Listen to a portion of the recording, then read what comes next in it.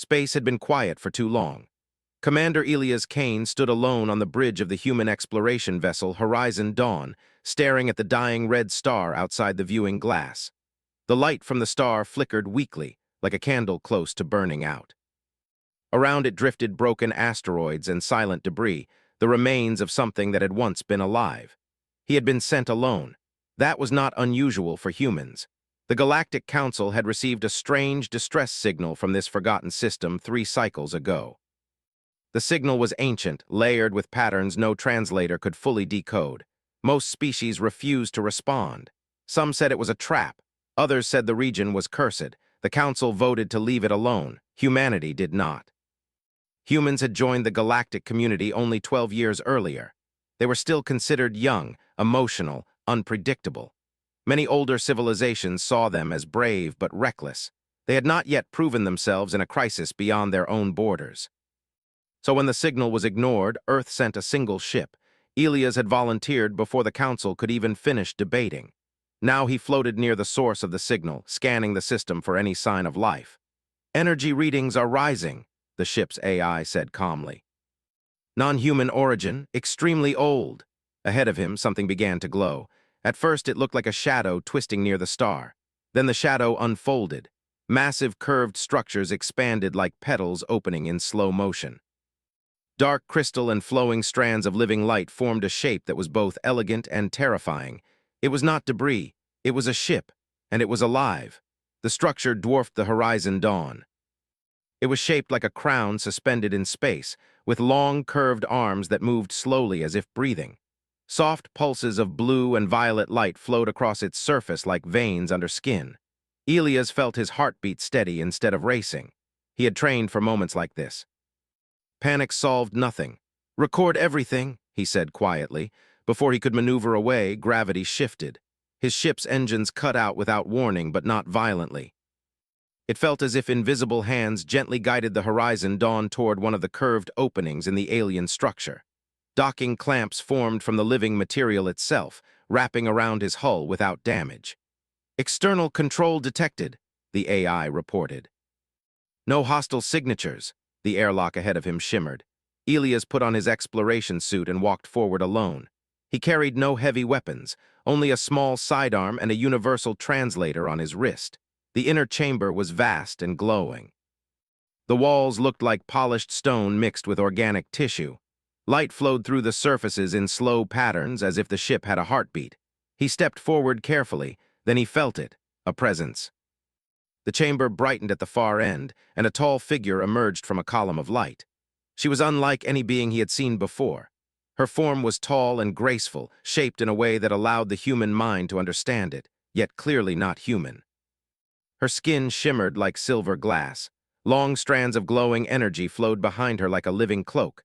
Her eyes were deep violet, ancient and steady. She did not walk. She moved smoothly across the floor without sound. Elias removed his helmet slowly to show trust. The air inside was breathable, adjusted to human needs without him asking. The being stopped a few steps away from him. When she spoke, her voice did not enter his ears. It entered his thoughts, calm and clear. "Are you alone, human?" The question was simple. But it carried weight. Elias met her gaze. "Yes," he said honestly, "I came alone." The being studied him in silence. The light in the chamber shifted slightly, responding to her mood. "You entered a dying system," she said. "You answered a signal others ignored. Why?" "Because someone sent it," Elias replied, "and because it might matter." A faint ripple of light passed across her face. It might have been surprise. "I am the last sovereign of the Aurelian," she said. "You may call me queen, as your language defines hierarchy." Elias nodded once. The queen turned slightly, and the walls of the chamber became transparent. Outside, space shifted, revealing dozens of dark shapes far beyond the dying star. "They are coming," she said. Elias focused his eyes. The shapes were barely visible, like shadows between stars, but sensors in his suit began to alert him. Unknown vessels, cold, silent. "What are they?" he asked. "They are the silence," the queen replied. "They do not negotiate, they do not speak, they erase." As if responding to her words, one of the distant shadows flared briefly. An asteroid near it crumbled into dust without explosion. Elias felt the tension in his chest but kept his voice steady. "You sent the distress call because of them." "Yes." the queen answered. For 10,000 of your years, my kind has guarded this region. We stood between the silence and the younger civilizations. We endured. Her voice shifted slightly, a hint of weariness entering it. But we are nearly gone. Elias glanced around the vast ship. It felt enormous, yet empty. How many of your people remain? He asked. I am the last, she said. The simple statement carried more weight than any dramatic words. Elias processed that quietly. And you're still fighting, he said. Yes. The queen moved closer. The air around her shimmered gently. When I sent the signal, I did not expect your species to answer. The others fear what they cannot understand. And you do? Elias asked carefully. I have observed humanity, she said. You are divided, emotional, and short-lived. But you possess something rare. And what is that? Courage without certainty. Elias gave a faint smile. We usually call that stubbornness. For the first time, a soft glow brightened around her like quiet amusement. The ship trembled slightly. Outside, the shadow fleet moved closer. They test the borders, she said. They sense the signal. They always sense weakness. Then why ask if I'm alone? Elias asked. Her eyes locked onto his. Because if you are alone, your death will change nothing. If you are not, then your presence here may signal a new guardian race. The words settled heavily between them. Elias realized this was not a rescue mission. It was an evaluation. You're testing us, he said. Yes. The ship shuddered again, stronger this time. A ripple of dark energy struck the outer hull of the alien vessel. Light flared across its surface in response. The silence had begun their attack. Elias felt the vibration through the floor but did not step back. What do you need? He asked. The queen studied him carefully. Most species send fleets, she said. They calculate odds before committing. You came alone. I didn't come to measure odds, Elias replied. I came to see the problem. Another impact struck the ship. This time, lights in the chamber flickered. The queen extended one glowing hand, and a projection formed between them. It showed the battlefield outside. The silence ships were not solid in the traditional sense. They looked like distortions in space itself, bending light around them. When they arrive fully, she said, this system will fall. Then we don't let them arrive fully, Elias answered. She tilted her head slightly. You speak as though victory is possible. It always is, he said calmly. Maybe not the kind we expect. But there's always a move left. The queen's gaze deepened. You are confident for one so young. I'm not confident, Elias corrected gently. I'm human. A heavy blast rocked the chamber. This time, cracks of dark energy spread across the outer walls, quickly repaired by flowing light. They are accelerating, the queen said. Elias stepped closer to the projection. Can your ship move? He asked. It is anchored to the star, she said. Its core draws power from the star's final life. Elias' mind worked quickly. And if the star dies, then so do we. Silence filled the chamber for a brief moment. Then the queen asked again, more quietly this time. Are you truly alone, human? Elias understood the deeper meaning now. She was not asking about the ship. She was asking about humanity. He took a breath. I am one man, he said. But humanity is not far behind. If I send a signal, others will come, not because they are ordered to. Because that's what we do. And if they fall, she asked. Then more will come, he answered without hesitation. Another impact hit. This one caused part of the projection to flicker. The queen observed him closely. You would risk extinction for a species not your own. We already do that for each other, Elias said simply. Why stop there? Outside, one of the silence vessels surged forward, releasing a wave of dark distortion toward the star itself. The star's surface rippled violently. The queen raised her hand, and beams of concentrated light struck the incoming wave, pushing it back. But the effort dimmed her glow slightly. You are weakening, Elias observed. Yes, she admitted. Then let me help. You do not understand their nature, she said. Probably not, he replied. But I understand something about bullies. Her eyes narrowed slightly. They rely on fear, he continued. On the belief that resistance is useless. The moment someone stands firm, their advantage shrinks. The queen studied him as alarms echoed softly through the ship.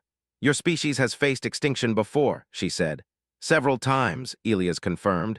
Ice ages, wars, plagues, we're still here. Another tremor shook the chamber, stronger than before. This time, Elias stumbled slightly but kept his footing. The projection shifted again, zooming closer to the advancing fleet. They adapt, the queen said. They learn from resistance. So do we, Elias answered. The silent ships now formed a loose ring around the system, cutting off escape routes. Elias activated his wrist device and opened a communication channel back to human space. Signal strength was weak but stable. The Queen watched carefully. "You are calling reinforcements?" she asked. "Not yet," he said. "First, I need to know something." "What? If we fight them together, can they be hurt?" The Queen paused. "Yes," she said at last, "but it requires precision and sacrifice." Elias nodded once. "Good." Outside, the first wave of silence vessels began to dive toward the alien ship. The chamber lights dimmed slightly as power redirected to shields. The Queen's voice lowered. "They will test your resolve now, human." Elias stood straighter. "Then let them." The silence struck. A blast of dark distortion slammed into the ship, and this time the chamber floor cracked beneath Elias' boots. Light surged through the cracks, sealing them. The Queen extended both hands, channeling massive streams of energy outward. Her glow brightened intensely, almost painfully. Elias watched the battlefield projection carefully. The silence moved in patterns, coordinated but rigid. They expected panic. They expected retreat. Instead, they found a single human standing beside the last queen of an ancient race. Elias finally pressed the transmit command. A tight beam signal shot toward human territory. "This is Commander Elias Kane," he said calmly. "Contact made with Aurelian Sovereign." Hostile force designated silence confirmed. Engagement underway, requesting advisory and potential mobilization. He paused. "Humanity may have just found its first true test beyond Earth." He ended the transmission. The Queen looked at him. "You chose to stay," she said. "I did," he replied. Another wave struck, but this time Elias noticed something. One of the silence ships flinched slightly when struck by a specific energy frequency from the Queen's defenses. "Zoom there," he said quickly. The projection focused. He saw it clearly now. "They're not invincible," he whispered. The Queen followed his gaze. "You see weakness?" "I see a pattern," Elias answered. Outside, the silence fleet continued closing in, surrounding the system completely. The dying star flickered again, unstable. The Queen turned toward him one last time as the chamber trembled violently. "Human," she said, her voice steady but urgent, "if this fails, you will perish here." Elias met her ancient eyes without fear. "Then I won't fail." Beyond the walls, the silence began forming a massive convergence point, gathering energy for something far larger than previous strikes. The first true test of humanity had begun. And this time, the galaxy was watching. The alien ship trembled as waves of dark energy struck its outer layers. Commander Elias Kane stood beside the Queen, watching the battlefield unfold through shifting projections of light. The silence moved with cold precision, surrounding the system like a tightening net. Elias kept his breathing steady. Fear was present, but it did not control him. Humans had learned long ago that fear could be useful if guided carefully.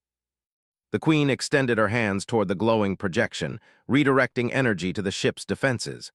Lines of bright light shot outward into space, striking the approaching shapes.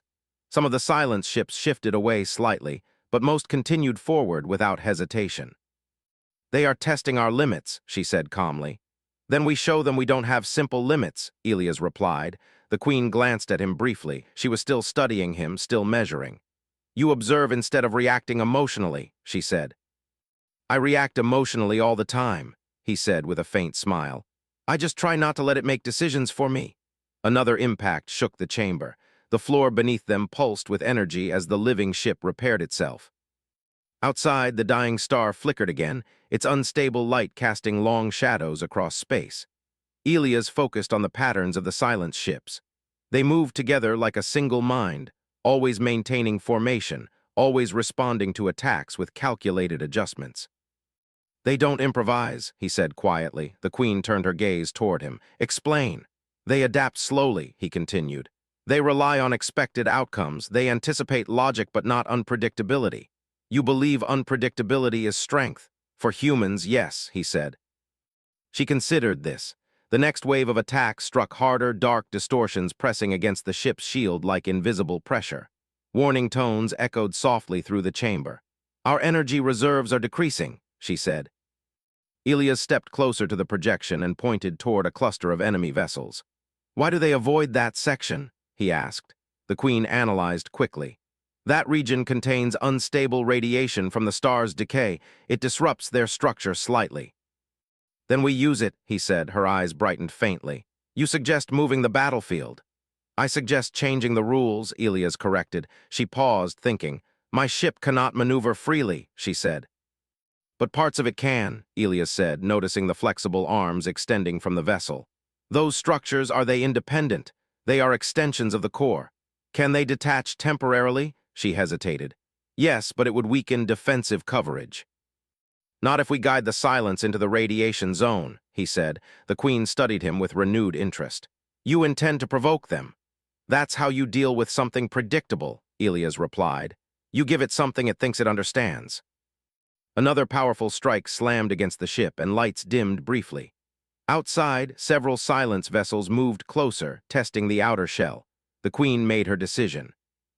One of the ship's long, curved arms detached smoothly, glowing brighter as it moved away from the main structure. The movement drew immediate attention from the enemy. They are adjusting their formation, she observed. Good, Elias said. The detached structure moved toward the unstable radiation field near the star. The silence ships followed cautiously, drawn by what they perceived as weakness. Elias watched carefully. They think we're retreating, he said. Are we not? She asked. No, he replied softly. We're leading. The Queen's glow intensified slightly, a sign of approval. As the enemy ships entered the radiation zone, their movement slowed almost imperceptibly. There, Elias said. Now hit them. The Queen unleashed a concentrated beam of energy into the cluster. The radiation amplified the effect, causing several silence ships to distort violently. For the first time, one of them broke formation completely, flickering erratically before retreating. They respond to damage, she said. They respond to unexpected damage, Elias corrected. The Queen turned toward him again. Your thinking is unusual, she said. That's a polite way of saying human thinking is messy, he replied. Another wave of attacks struck, but now the silence formation showed slight gaps. The earlier confidence in their movement was weakening. Elias felt a spark of hope. They're learning, the Queen said, but slowly. That's our advantage, he answered. The battle continued, each exchange growing more intense. The star's light flickered faster now, nearing collapse. The Queen's movements became heavier. Elias noticed her glow dim slightly after each large attack. You're pushing too hard, he said. I must, she replied. If the silence fully surround us, escape becomes impossible. Elias hesitated before speaking. You said earlier that your species guarded this region for thousands of years. Why? They sought balance, she said. The silence consumed everything. Without guardians, the galaxy would fall into endless darkness. And you did this alone? Not alone, she said quietly. But now I am. Elias felt the weight of her loneliness. Humans were new to the galaxy, but they understood loss. Not anymore, he said gently. She looked at him. You offer alliance easily. We survive by building alliances, he answered. The silence suddenly changed tactics. Instead of attacking directly, they began converging toward the star itself. They are targeting the power source, she said. If the star collapses early, you lose energy, Elias realized. Yes, he thought quickly. Can your ship release a pulse strong enough to disrupt their convergence? Yes, but it would require direct activation from the core chamber. Why haven't you done it? The energy field would destroy my physical form. Elias understood immediately. The weapon existed, but the cost was too high for her. Without hesitation, he said, Then I'll do it. She stared at him. You would enter the core? If it stops them, yes. The energy levels exceed human tolerance. He shrugged slightly. Humans exceed expectations. The Queen moved closer, studying him deeply. Why risk yourself for a species you just met? Elias thought for a moment. Because someone has to try, he said simply, and because if we don't stand up now, they'll reach human worlds eventually. Her glow softened. You accept sacrifice easily. No, he said quietly, I accept responsibility. Another wave of enemy ships surged toward them, faster this time. Time was running out. The Queen extended her hand, and a path opened through the ship's interior. The core lies below, she said. Once activated, the pulse cannot be reversed. Understood. He turned toward the path but paused. If I don't make it back, he said, send a message to humanity. Tell them we found something worth protecting. She nodded slowly. You will not be forgotten. Elias walked forward without hesitation. The corridors shifted around him, glowing softly as if guiding his steps. The deeper he went, the stronger the energy field became. His suit began registering rising radiation levels. He ignored the warnings. Behind him, the battle intensified. The queen continued fighting alone, holding the line as the silence closed in. Elias reached a massive chamber filled with swirling light. At the center floated a glowing sphere, the core weapon.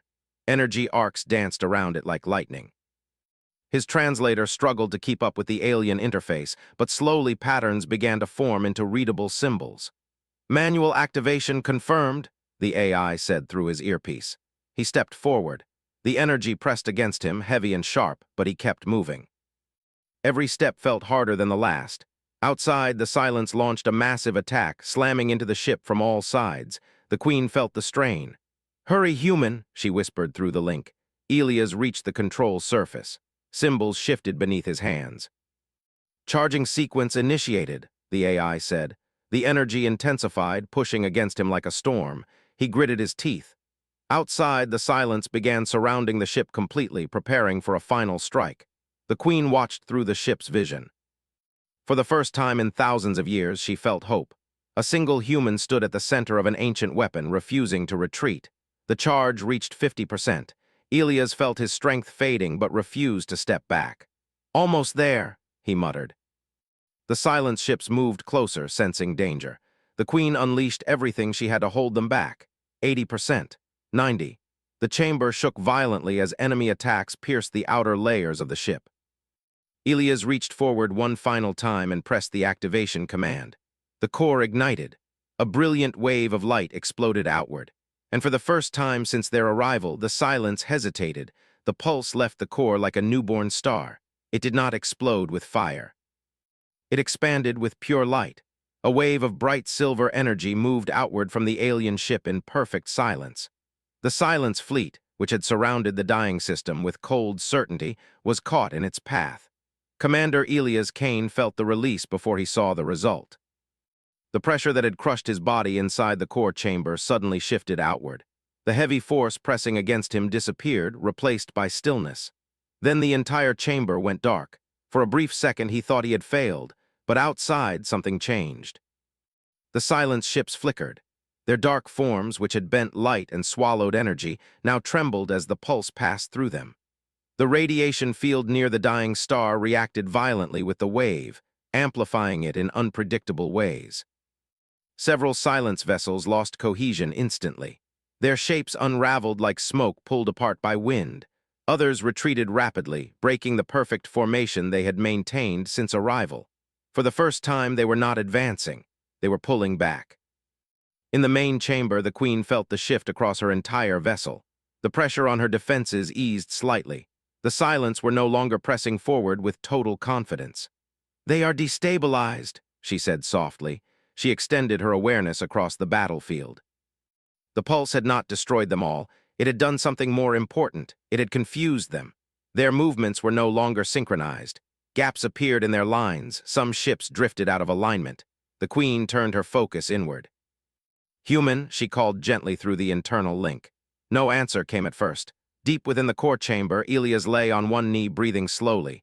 His suit systems flickered, recovering from overload. The air felt thinner but stable. "I'm still here," he said hoarsely.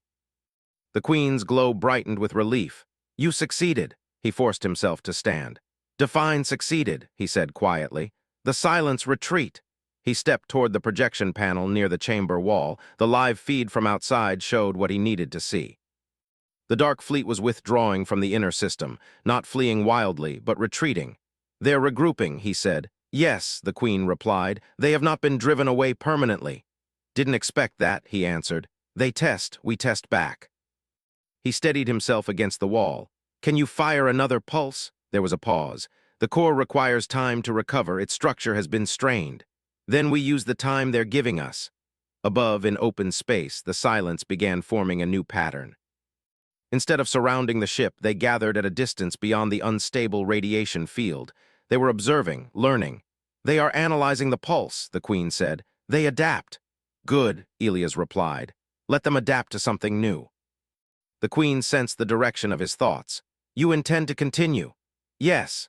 He began walking back toward the main chamber. The corridors glowed brighter around him, as if the ship itself approved of his determination. When he entered the central hall again, the Queen stood waiting. Her form looked slightly dimmer than before. The battle had drained her deeply. "You have given much," she said quietly. "So have you," he replied. The projection between them showed the silence reorganizing at the edge of the system. "They expected weakness," Elia said. "Instead, they found resistance." "They will return stronger," she said. "So will we." She tilted her head slightly. "Human fleets are far from here." "Not as far as you think," he said. His earlier transmission had reached human space. It had not been a full distress call, it had been something else. A warning, and an invitation. Across several light years, the signal arrived at a human deep space relay station. Analysts reviewed the data quickly. The words were simple but clear. Hostile force confirmed. Ancient guardian species at risk. Engagement underway. The message was forwarded immediately to Earth and to every human exploration fleet in range. Humanity had debated many things over the past decade. Expansion policies, trade agreements, defense strategies. But there was one thing they had never hesitated about. When someone stood alone against danger, others stood with them. Back in the dying system, the Silence made their next move. Instead of attacking the ship directly, they began drawing energy from the outer edges of the system. Small moons and debris fields started to dissolve, their matter breaking down into faint streams of dark particles. "They are replenishing," the Queen observed. "Using the system itself," Elia said. "Yes," he watched carefully. "They're not rushing now, they're calculating." The Queen looked at him. "You seem calm." He gave a small nod. "They're not used to being hurt," he said. "That makes them cautious." Another Silence vessel flickered as it tested the radiation field again. This time it stayed farther away. "They fear unpredictability," he continued. "So we give them more." The Queen's gaze sharpened. "What do you propose?" He stepped closer to the projection. "You said your people guarded this region for thousands of years. That means you know their patterns." "Yes, and they know yours," she understood immediately. "You suggest we break tradition." "Yes," she considered the weight of that idea. For millennia, her kind had followed disciplined strategies, refined through countless battles. But those strategies had slowly led to exhaustion. Perhaps a new approach was needed. "The core pulse revealed a vulnerability," Elias said. "The radiation amplifies your energy in unstable ways. What if we intentionally destabilize the entire field? That could accelerate the star's collapse," she warned. He nodded. "It's dying anyway." The Queen's eyes dimmed slightly as she calculated outcomes. "If the star collapses prematurely, the Silence may be caught in the shockwave." "Exactly. And we would also be at risk." He met her gaze without hesitation. "You've been holding the line alone for thousands of years. Humanity doesn't do that. We take risks together." The Queen studied him for a long moment. Then she extended her hands toward the ship systems. Energy began shifting through the structure. Sections of the vessel repositioned, focusing power toward the star itself. Outside, the Silence noticed immediately. Several ships advanced cautiously. "They sense change," she said. "Good," Elias answered. The star flickered more violently now, reacting to the energy injections. Brilliant flares burst from its surface, sending arcs of plasma into space. The Silence fleet hesitated. They were built to consume stable systems. Chaos disrupted their calculations. "More," Elias said. The Queen increased output. The star's core destabilized further. The Silence ships moved to intercept, perhaps attempting to prevent total collapse. Their dark forms streamed toward the star in tight formation. "They want control," Elias said. "Yes. Then we deny it." The star reached critical instability. For a brief moment, everything went silent. Then the star collapsed inward. A blinding flash followed as a powerful wave of energy exploded outward across the system. The alien ship activated maximum shielding. The Silence fleet was caught mid-formation. Several vessels disintegrated instantly under the force. Others were thrown violently off course, their cohesion breaking apart. The shockwave expanded across space, scattering the enemy. When the light faded, only fragments of the Silence fleet remained near the system. The rest had retreated far beyond sensor range. Silence returned to space. Real silence. Elias exhaled slowly. "Did we just win?" he asked. The Queen scanned the system carefully. "They have withdrawn beyond immediate engagement range," she said. "This region is safe." "For now," he added. "Yes, for now." He leaned against a support column, exhaustion finally catching up to him. "You look disappointed," she observed. "I don't like enemies that disappear," he replied, "but we made a statement." "You changed the balance," she said. Outside, debris from the collapsed star drifted slowly outward, glowing faintly. The Queen turned toward Elias fully. "You are not alone, human," she said quietly. "No," he answered, "and neither are you." At that moment, a new signal appeared on the projection. Multiple jump signatures entering the outer system. Human ships, not a single fleet but several independent exploration vessels responding to his earlier transmission. They emerged cautiously, scanning the battlefield. Elias smiled. Right on time. The Queen watched the arriving ships with deep curiosity. "They came without orders?" she asked. "They came because someone needed them," he said. Human captains opened communication channels, their voices calm but determined. "Commander Kane, we received your message." "Situation?" another asked. Elias stepped toward the communication panel. "Hostile force retreated," he said. "Ancient Guardian species confirmed. We have an alliance opportunity." There was a brief pause. "Understood," one captain replied. "We stand ready." The Queen felt something she had not felt in centuries. Relief, not because the silence were gone, but because the burden was no longer hers alone. She turned to Elias once more. "You have altered the future of this region," she said. "Good," he replied. "It needed altering." She studied the human ships forming a defensive perimeter around her vessel. "For thousands of years, we believed only strength could guard the galaxy," she said. "You have shown me another path." "What path is that?" he asked. "Shared responsibility." Elias nodded slowly. "That's how humanity survived," he said. "We stopped trying to carry the world alone." The Queen extended her awareness outward, sending a transmission across nearby systems. Her message was clear and resonant. "The Aurelians stand no longer alone. Humanity has joined the watch." Across distant corners of the galaxy, civilizations that had once feared the silence received the signal. A new name entered their discussions. Human, not as newcomers, but as guardians. Back in the dying system, Elias looked one final time at the place where the silence fleet had vanished. "They'll be back someday," he said. "Yes," the Queen agreed. "When they return," he continued, "they won't find a single tired defender.